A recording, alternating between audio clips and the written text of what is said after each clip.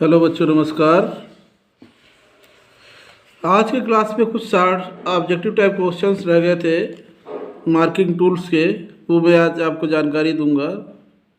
ये last marking tools का जो है लास्ट चैप्टर है। दिया है सरफेस प्लेट जो है काहे की बनाई जाती है। Surface plate close grain cast iron की बनाई जाती हैं। सरफेस प्लेट की शुद्धता जो है प्रति वर्ग सेंटीमीटर, मतलब 1 सेंटीमीटर का स्क्वायर जो निकाला जाए वो प्रति वर्ग सेंटीमीटर प्रतिशत हाई स्पॉट से मापी जाती है। हाई स्पॉट मतलब ऊंचे स्थान से मापी जाती है। सरफेस प्लेट की शुद्धता प्रति वर्ग सेंटीमीटर प्रतिशत हाई स्पॉट से मापी जाती है। स्क्राइबर का पॉइंट जो है वो जो है 12 से 15 डिग्री के कोण पर ग्राइंड होता है, जो कि टूल स्टील की तार का बना होता है।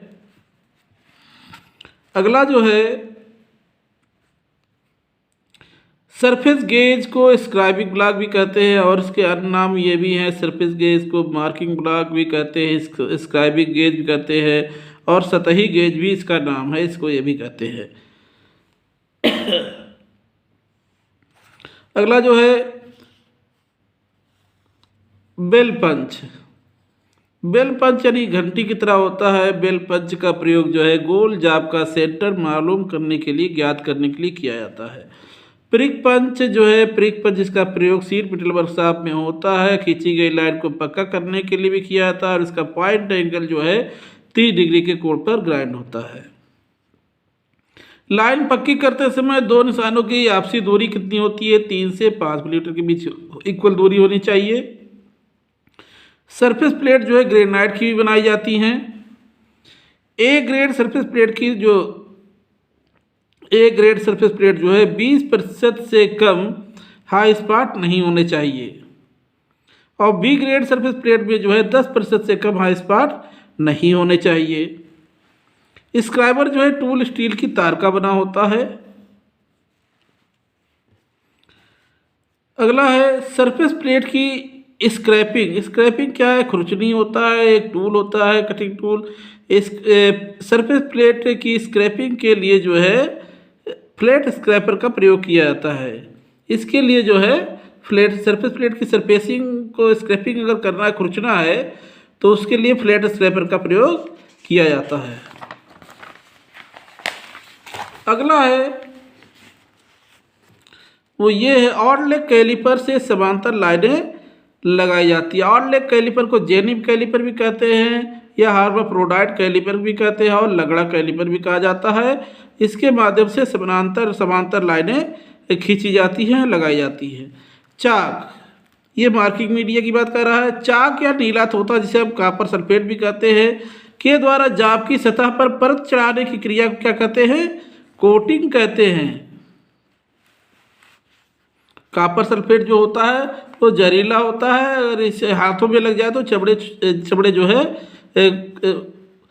वो निकलने लगते हैं।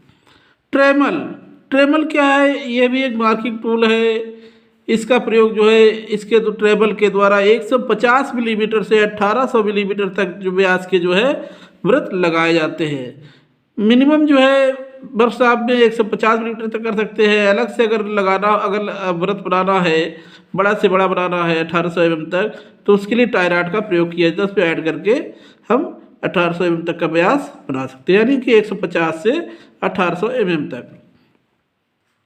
मार्किंग करते समय जाप को सहारा देने के लिए किसका प्रयोग करते हैं? एंगल प्लेट का प्रयोग करते हैं। कितने डिग्री में सहारा करता है? 90 डिग्री में सहारा करता है।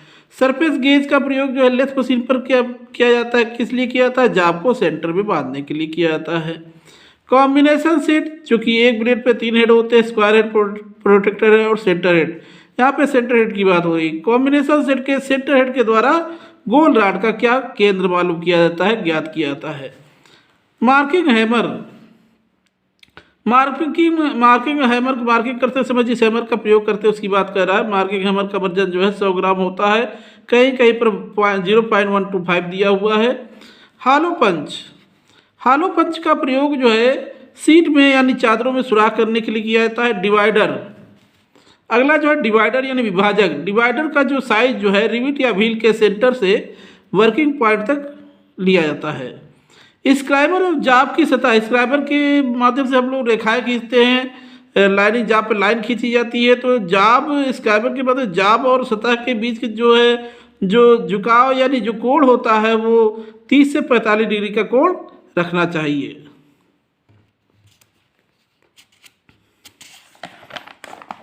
अगला जो है वो ये है, ये देखिए वी ब्लॉक बना हुआ है।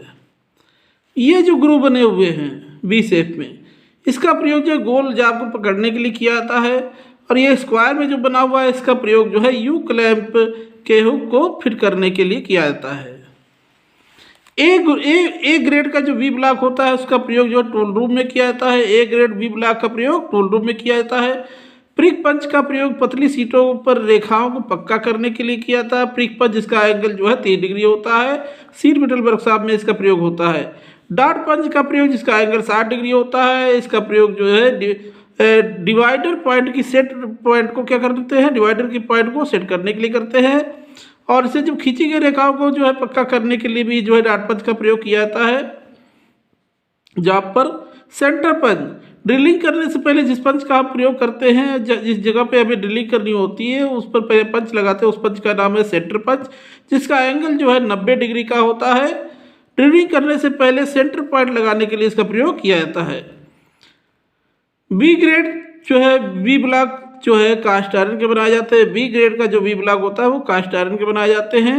और वी ब्लॉक के वी ग्रुप जो है कितने डिग्री में होते हैं, 90 डिग्री के एंगल में होते हैं। एंगल प्लेट का विवरण किस प्रकार, मतलब एंगल प्लेट का विवरण यानी स्पेसिफाई या निर्दिष्टीकरण, ये सब बात एक ही है। इसका जो विवरण दिया जाता है, लिया जाता है साइज नंबर और ग्रेड से लिया जाता है। साइज नंबर, एंगल प्लेट का विवरण जो है साइज नंबर और ग्रेड से लिया जाता है। तो बच्चों आज के लिए बस इतना ही। कल अगली क्लास में मैं आपको जो है कुछ अलग ही चैप्टर बताऊंगा। सो थैंक यू, नमस्कार।